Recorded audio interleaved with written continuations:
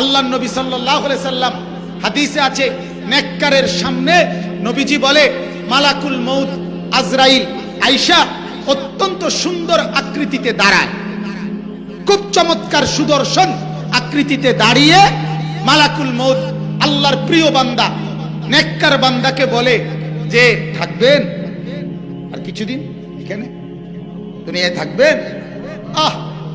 আল্লাহর নেক বান্দা তখন চোখের পানি ফেলে বলে, কি কইলা মালাকুল মউত, থাকবো কেন রে?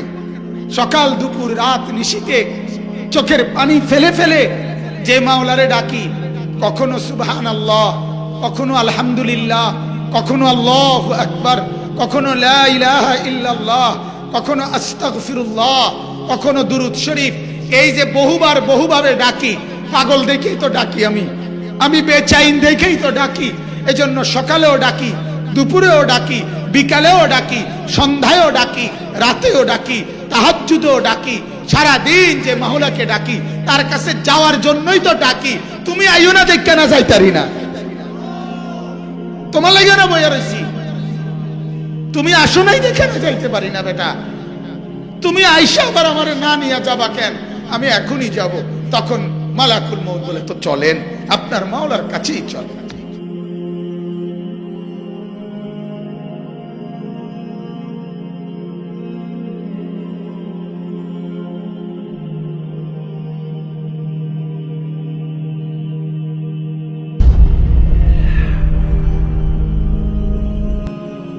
বিশেষ করে দোয়া করা উচিত, খুব বেশি সবাই দোয়া করা উচিত।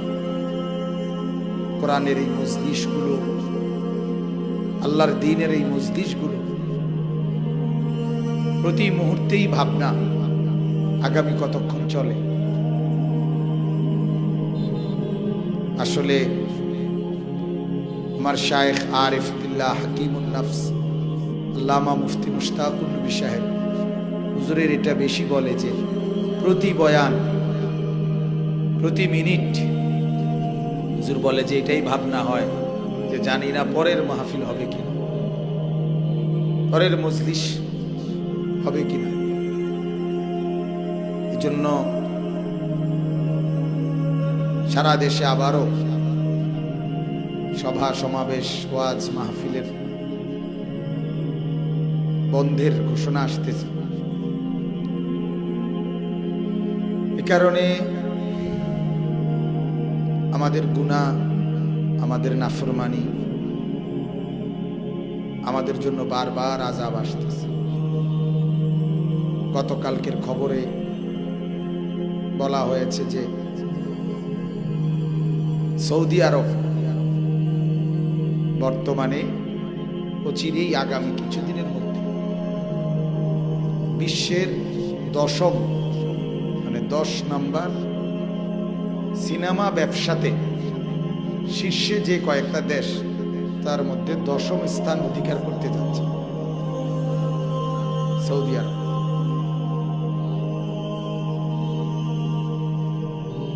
গতকাল চ্যানেলে এই খবর আমি নিজে শুনছি।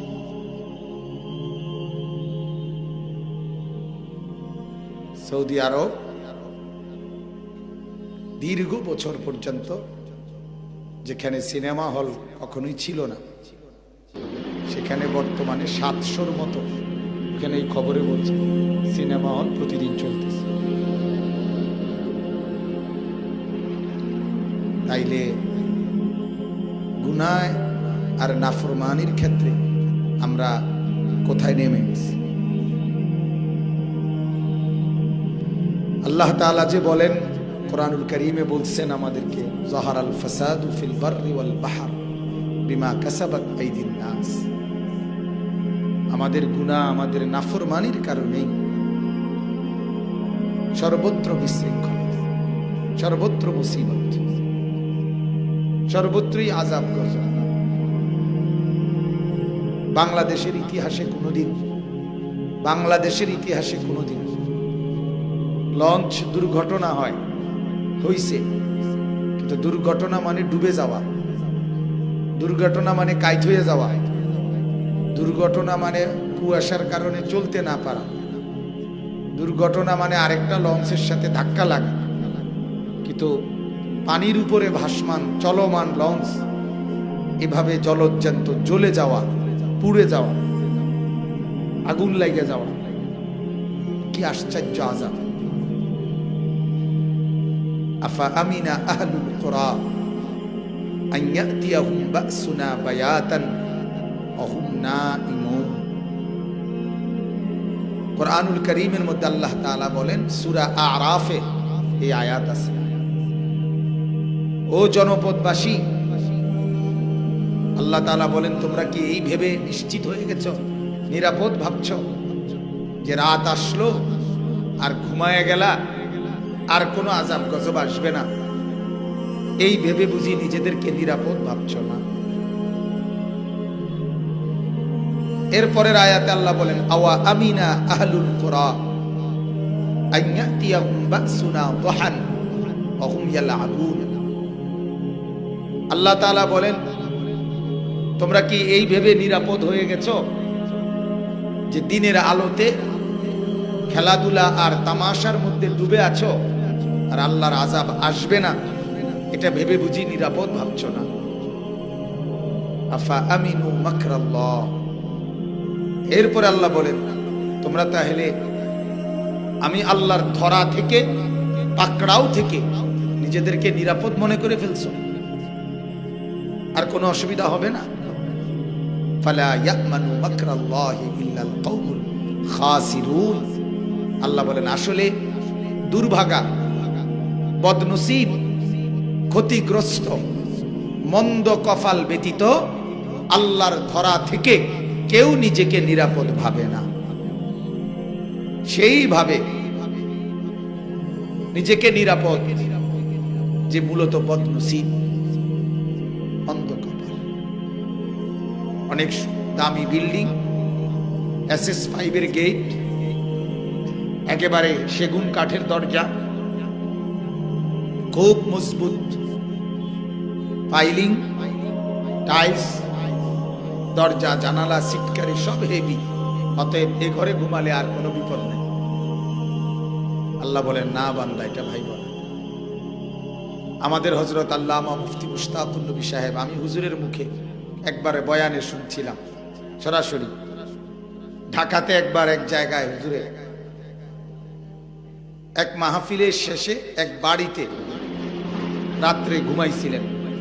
হুজুরের নিজের মুখে বলা, ঘুমানোর পরে ওই বাড়িতে যখন ওই বাড়িওয়ালা বাইচা নাই, বাড়িওয়ালার ছেলে, সেও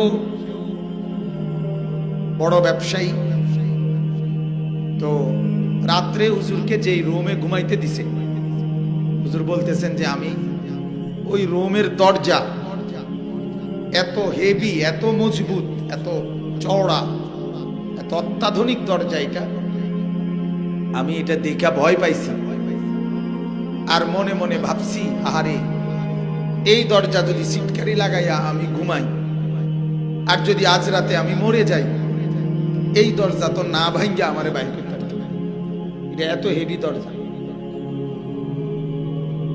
এই কারণে হুজুর বলতেছেন, আমি আর ওই দরজাটা লাগাই নাই, সিটকারি লাগাই নাই, এমনি ঘুমাইছি।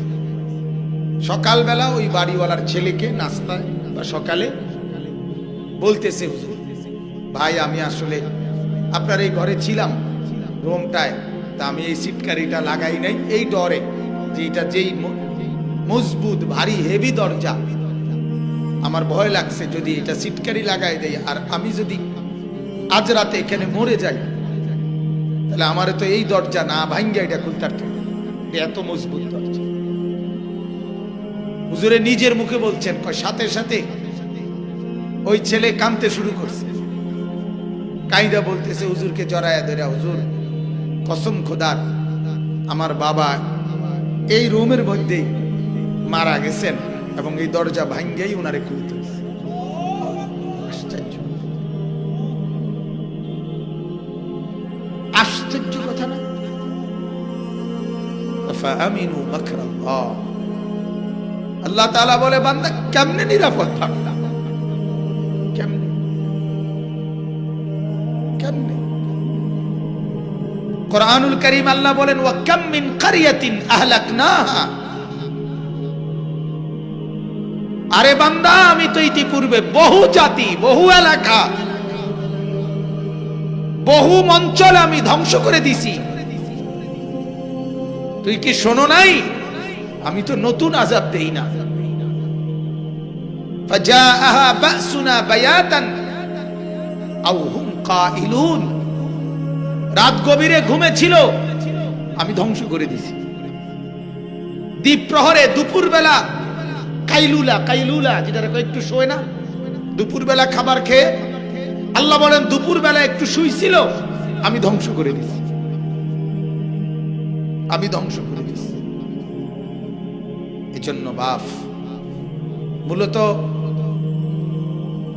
প্রতি মুহূর্তে নিজের উপরে নিজে পেরেশান হয়ে ভাবা উচিত, হায় আমার হালাত কি। ওয়ালতানজুর নাফসুম মা কদ্দামাত লিগাদ, আল্লাহ তাআলা বলেন প্রত্যেকেই ভাবো, প্রত্যেকেই ভাবো আগামীকাল কিয়ামত, আজ কি পাঠাইছো আখিরাতের জন্য। মা কদ্দামাত, কি পাঠাইছো আজকে? আজকের সারা দিনে পুঁজি পান পাঠাইছো কয় খিলি? সুবহানাল্লাহ পাঠাইছো কয়বার? আজকের সারা দিনে মোবাইল রিসিভ করছো কয়বার? আরশে আজিমের মালিকের সেজদা করছো কয়বার? হিসাব লাগাও। মুসলমান আমিও হিসাব করি, আপনারাও করেন, আমিও ভাবি, আপনিও ভাবেন, আমিও ভাবি, আপনিও ভাবেন। পুরা জিন্দেগি আমাদের ইমতিহান, দারুল ইমতিহান। আমাদের 24 ঘন্টার জীবন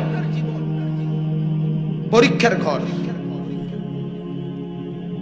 বিশ্বাস করেন দুনিয়াকে বলা হয় দারুল ইমতিহান, পরীক্ষার ঘর। বলেন কিসের ঘর? পরীক্ষার ঘর। এখানে 24 ঘন্টা পরীক্ষার হল। টয়লেট, বাথরুম না না না, পরীক্ষা চলছে। আহার নিদ্রা না না, পরীক্ষা চলছে। মালিক বলে 24 ঘন্টা পরীক্ষার হল, 24 ঘন্টা। এই আয়াতগুলোই আমি আপনাদের কাছে পড়ছি। এই কথাটা বুঝাবার জন্য শুরুতে বললাম একজন ইমানদারের 24 ঘন্টা পরীক্ষা। টয়লেট, বাথরুমে আল্লাহ তাআলা পরীক্ষা নিচ্ছে বাম পায়ে ঢুকতেছে কিনা, বুঝেন নাই? পরীক্ষা চলতেছে ঢুকবার সময় দোয়া পড়ছে কিনা, পরীক্ষা চলতেছে ভিতরে ঢুকে ঢিলা কুলুক ব্যবহার করছে কিনা, পরীক্ষা চলতেছে সঠিকভাবে পানি ব্যবহার করে পবিত্র হচ্ছে কিনা, পরীক্ষা চলতেছে বের হওয়ার সময় ডান পাও দিয়ে বের হচ্ছে কিনা, পরীক্ষা চলতেছে বের হয়ে দোয়া পড়লো কিনা, পরীক্ষা। তাহলে আমাদের জিন্দেগির কোন মিনিট আল্লাহ এবং তার রসুলের পরীক্ষার এবং নির্দেশনার বাহিরে? খাওয়ার শুরুতে পরীক্ষা চলতেছে, 2 হাত কবজি পর্যন্ত ধুইতেছে কিনা, দোয়া পড়ছে কিনা, দস্তরখান বিছাইছে কিনা, খাবারের মাঝে মাঝে দোয়া পড়ছে কিনা, খাবারের শেষে দোয়া পড়ছে কিনা। এজন্য আমরা 24 ঘন্টা দারুল ইমতিহান। আর পরীক্ষার হলে কেউ গাফেল হয় না। কথা বলেন না? পরীক্ষার হলে কি হয় না বলেন? পরীক্ষার 3 ঘন্টা কি হয় না? গাফেল হয়।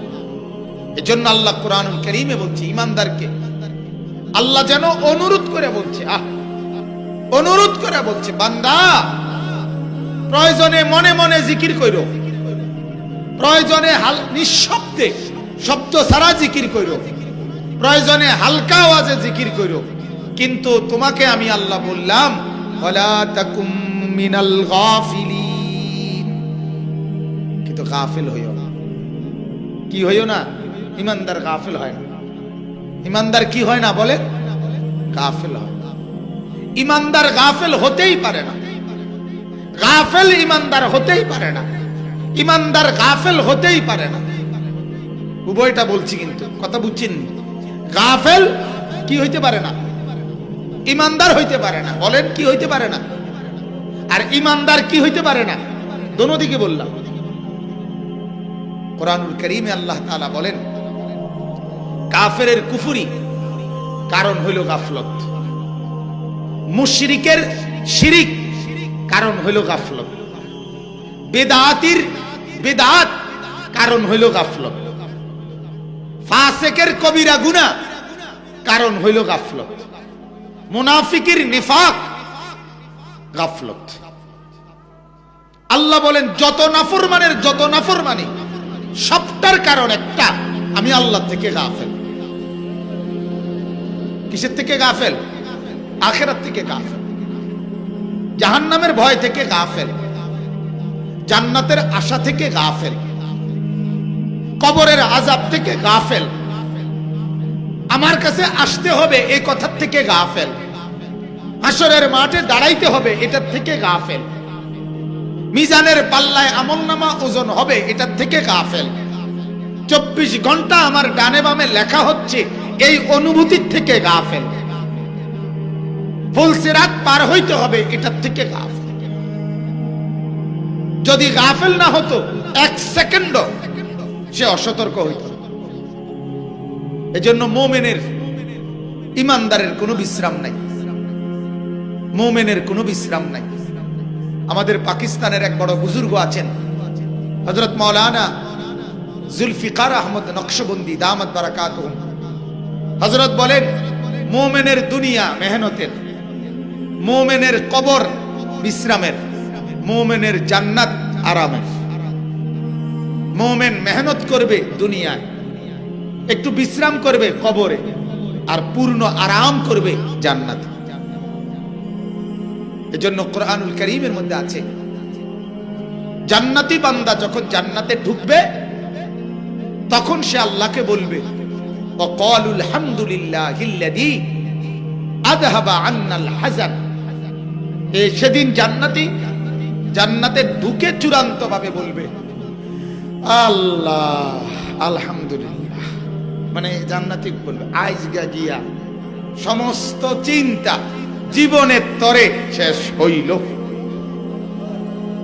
আজকে গিয়ে কি হইল? সমস্ত চিন্তা ক্লিয়ার। একটু আগ পর্যন্ত চিন্তাটা ছিলাম বাবুরে ফুলসিরাতও না জানি ফিরে নিয়ে যাই, কারণ রাস্তা তো কোনো 1-2 ঘন্টার রাস্তা না, বুঝেন নাই?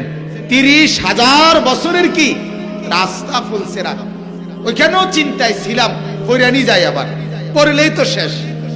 পার হয়ে যখন জান্নাতে ঢুকবে এইবার জান্নাতি বলবে আলহামদুলিল্লাহ, আল্লাহ আপনার চূড়ান্ত প্রশংসা, আল্লাযী আযহাবা আন্নাল হাযান, যিনি আমাদের থেকে সমস্ত চিন্তা একেবারে দূর করে দিলেন, আর কোনো টেনশন নেই।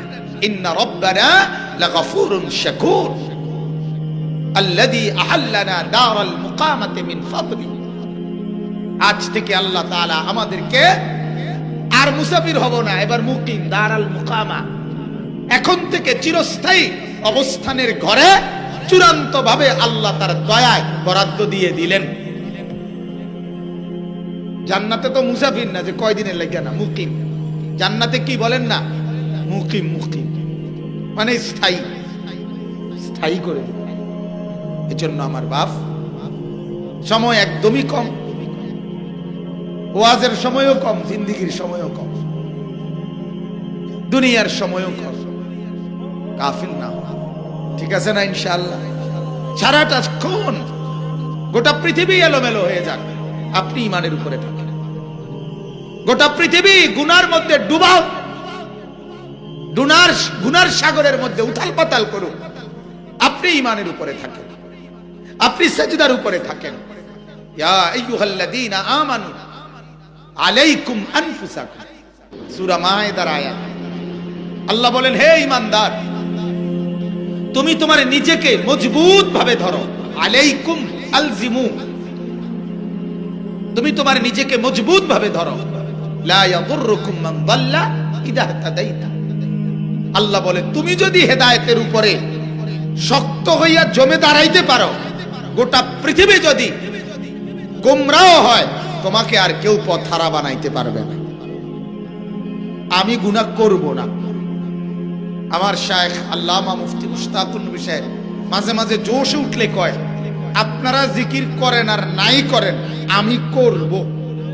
ওটা এমনি কয় দেখি, মানে জোশ উঠলে আমি করবই, আপনারা করেন আর না করেন। বলতে বলতে বলতে শেষে এইটা করে, আমি জিকির করবই। তো ঠিক শেষ পর্যন্ত আমাকে এটা বলতে হবে, মাওলা আমি তোমার বন্দেগী করবই করব। বলেন ইনশাআল্লাহ। আল্লাহর নবী সাল্লাল্লাহু আলাইহি সাল্লামকে হযরতে হুযাইফাতুল ইয়ামান রাদিয়াল্লাহু তাআলা আনহু জিজ্ঞেস করছিলেন, লম্বা হাদিসের অংশ, জিজ্ঞেস করছিলেন, ইয়া রাসূলুল্লাহ, যদি কোন মানুষ হকের উপরে কায়েম, এরকম কোন জামাত শেষ পর্যন্ত যদি কেউরে না পাই, তখন কি করব? আল্লাহর নবী সাল্লাল্লাহু আলাইহি সাল্লাম তখন বলছেন, প্রয়োজনে আন তাআদ্দা বিআসলি শাজারাতিন, প্রয়োজনে তখন গাছের গোড়া, গাছের শিকড় কামড়াইয়া ধইরা এরপরেও তুমি হকের উপরে একা হলেও স্থির থাকবে। এরপরে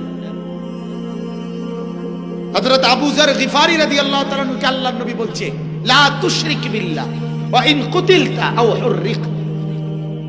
আবু যর, আল্লাহর সাথে শিরিক করবা না, প্রয়োজনে তোমাকে হত্যা করা হোক, প্রয়োজনে তোমাকে আগুনে পুড়াইয়া ফেলা হোক। তাহলে বোঝা গেল মজবুতি, ইস্তেকামত, দৃঢ়তা। আসলেই বিশ্বাস করেন, আমি আমার জন্য বলি, আপনাদের জন্য বলি, এখন আমরা এমন এক অবস্থানে আছি, এখন সবচেয়ে বেশি টেনশনের বস্তু নিজের ঈমান আমল হেফাজত করা, ঠিক কিনা? ভাত তরকারির আসলে ওনার কোনো অভাব নাই, আসলেই কোনো অভাব নেই। যেই কোনো অভাবগ্রস্ত মানুষ হাত পাতলে দেউইন না লোক আছে, ভাত খাওয়াইন না লোকের কোনো অভাব নাই। বিশ্বাস কর, চাল ডাল তেল সাবান এগুলা দিবে, কাফেররা আরো বেশি দেয়। পৃথিবীতে সবচেয়ে বেশি দান দাতা সংস্থা ওরা আরো বেশি করে। যেখানে ঘূর্ণিঝড়, জলোচ্ছ্বাস, টর্নেডো, মহামারী, এরপরে যুদ্ধ বিধ্বস্ত, উদ্বাস্তু, শরণার্থী, এগুলাতে ইউরোপ আমেরিকার কাফেররা আরো বেশি কি করে? সহযোগিতা করে। রোহিঙ্গা করে আমরা কয়দিন দিছি, এরা আরো বেশি দিছি। কথা বুঝছেন? কিন্তু ঈমানের মজবুতি, আমলের মজবুতি, এটার জন্য লোকের বড় অভাব, এটার সহযোগিতাকারীর বড় অভাব।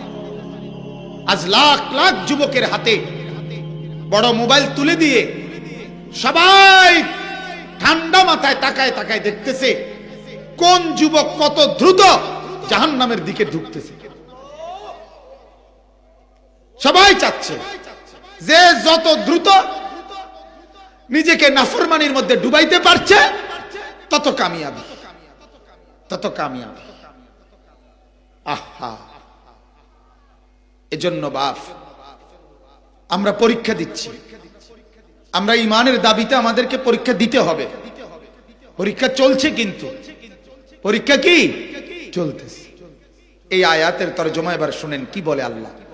সূরা আনকাবুত, সূরা আনকাবুতের 5টি আয়াত, কোরআনুল কারীমের 20 নম্বর পারা, 29 নম্বর সূরা, সূরা আনকাবুতের প্রথম 5টি আয়াত আমি তেলাওয়াত করেছি। লম্বা তাফসির, লম্বা ব্যাখ্যা, কোনোটাই উদ্দেশ্য না। বললাম না শুধু হুজুরের আদেশে অংশগ্রহণ করা, একটু বলাটাও মুজাকারা, অর্থাৎ মনে করায় দেওয়া, যেন আমিও ভালো হই আপনারাও ভালো হন, ঠিক কিনা বলেন? নিজেদের মধ্যে এই আলোচনা শুধু স্মরণ করায় দেওয়া।